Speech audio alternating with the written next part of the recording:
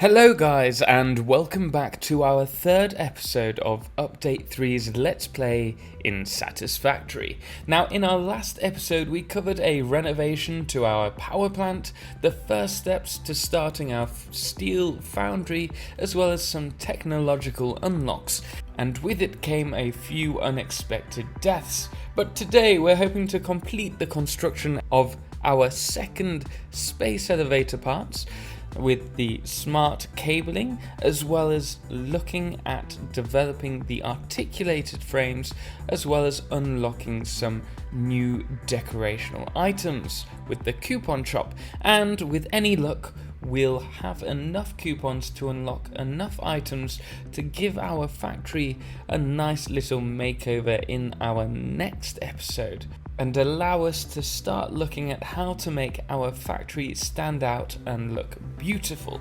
So, jumping straight in, having upgraded our belts to transport more iron and coal to our foundry, we are now at a point where we can start to grow the foundry to cater for all our needs. However, more importantly, I want to start developing the space elevator parts. Now, the next easiest part needed seems to be the smart cabling, so that's where we will be starting off. Firstly, I needed to extend the copper plant to cater for the stators. Now, in theory, this was fine, adding an extra 8 copper wire constructors along with 4 constructors for cables.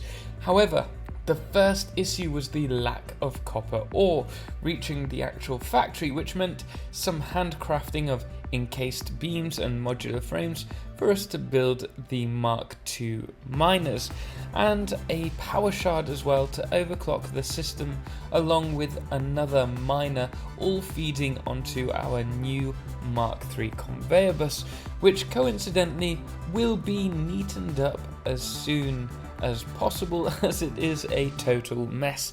Now, after doing all of this, it became very apparent that we're going to need to balance out the cables to send 20 cables to the container and the other 100 to the factory. Now, this was an easy balance, splitting the initial line 3 ways and then merging 2 of the lines together. Now, this gave us an 80-40 split, and then all we needed to do was split the 40 again into 2 and merge one of the lines back with the 80, feeding that into the stator assembler, before all of this then moved on to the 2 more assemblers alongside copper wire to create the smart wiring. Now, our next issue was the low power. Now, this is becoming more of an issue. However, with the Mark II miners available, it meant that I can potentially double up the power plant. However, for the time being, I've decided to just increase the power plant by 3, initially due to the lack of resources. Now, that being said, I found that by deleting the pipeline pole, you can now place a joint on the end, making these vertical drops look much better than before. Now that that's out of the way, I wanted to work a bit on the base. Now, the idea is that eventually I will delete the current base completely, as this particular floor will be used for trains and item input. Now, in order to prep for trains arriving underneath the factory, one major concern is having enough headroom to build a station. Therefore, I believe we need at least 5 full foundations height between the first and the second floor. Now, I'm also going to lay more foundations to give the factory a bigger footprint, and to make things look a little more real, we will also give the factory some legs to support the upper levels. So let's go shopping with the coupons that we've generated and then get to work. Now, great, so we've finally got windows, glass foundations, supports and the diagonal ramps, as well as the walkways. So this is going to give us an amazing selection of items to work with in the future, but for the time being we're going to just get on with laying the foundations, covering the main part of the first and second levels, which we will then finish off later. Now, at this point I had to add glass foundations simply because it looks so dark beneath on the first floor, but hopefully later on we'll be able to add lights to the factory as well. I'm sure they're working on something like that at Coffee Stains at the moment. If not, we will have the mods no doubt when we get back to the UK. Now, with the foundations out of the way for now, we need to look at the formation of versatile framework, which for the time being will develop on the bottom level. However, eventually, like I mentioned, everything will be moved up to the above levels. You can probably see this in our next guide on how to build these actual frames. We'll probably be doing them upstairs. Now, one thing to point out is that I really want hypertubes, and the reason for this is I think they'll allow me to jump up the levels in a neat fashion. Surprisingly, we do actually have all the items being manufactured here, so with the exception of the encased beams, which we shall handcraft, we'll be able to unlock these tubes. And now that we've finished handcrafting the encased beams, and having picked up the last of our copper sheets, we've unlocked the new hypertubes. So now to get us to the top of the base using these. So whilst the base is a total mess, I thought we'd only need one hypertunnel to the top. So I placed the hypertube hole at the top and then placed the entrance at the bottom. Now apparently the entrance does not have interchangeable entrances once you place them. So you need to make sure that the antenna is on the top right hand side. That way the tube will be placed directionally in front of you, and as you can see, once we connect the power we can travel to the top at speed without the need for elevators, which more often than not end up breaking my character's legs. Also, you can place an entrance at the top at the other end and it becomes a bi-directional tube, which is great. So don't worry, we will actually be covering this in its own separate tutorial soonish.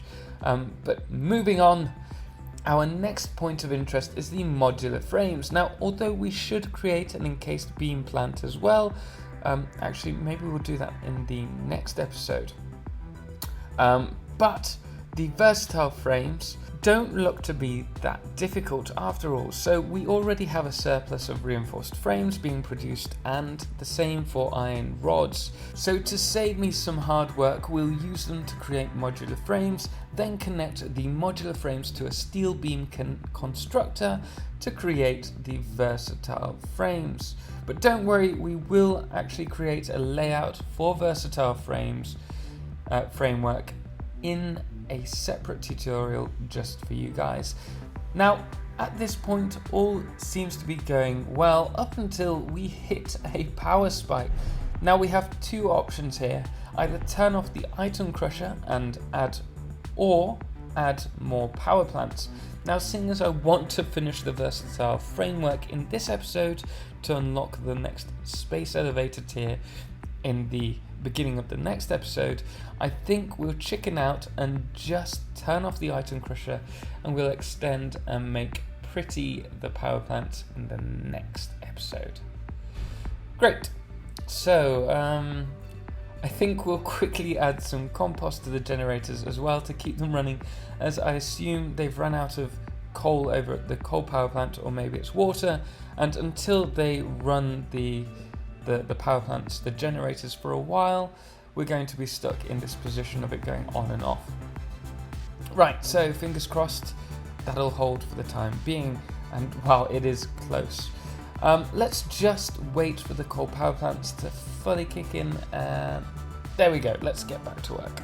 So, now that we've placed the first assembler creating modular frames, we'll now add the second one for versatile framework and connect it to the steel beam production.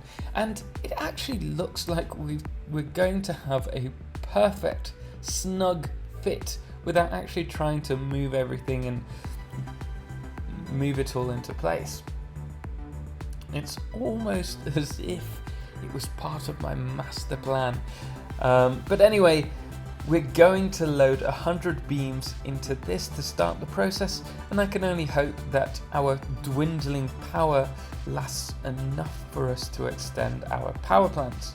But anyway guys, with our first versatile frameworks constructed, it is time for us to finish the episode. Now this is such a beautiful game, although that moon on the planet is skipping frames.